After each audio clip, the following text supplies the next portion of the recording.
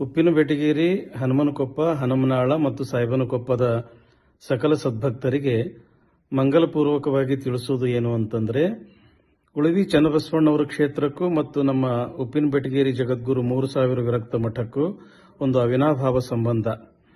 ಉಳವಿ ಚನ್ನಬಸವಣ್ಣನವರೇ ನಮ್ಮ ಶ್ರೀಮಠವನ್ನು ಸ್ಥಾಪನೆ ಮಾಡಿದ್ದು 12ನೇ ಶತಮಾನದಲ್ಲಿ. ಹೀಗಾಗಿ ಆ ಉಳವಿ ಕ್ಷೇತ್ರದ ಬಗ್ಗೆ ನಮ್ಮೆಲ್ಲರಿಗೂ ಬಹಳ ಒಂದು ಪೂಜ್ಯ ಭಾವನೆ.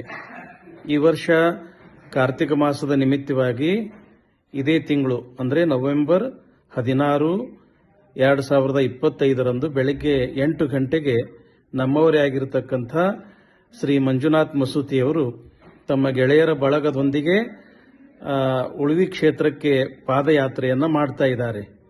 ಆ ಪಾದಯಾತ್ರೆಯಲ್ಲಿ ನಾವು ನೀವು ಎಲ್ಲರೂ ಭಾಗಿಯಾಗೋಣ.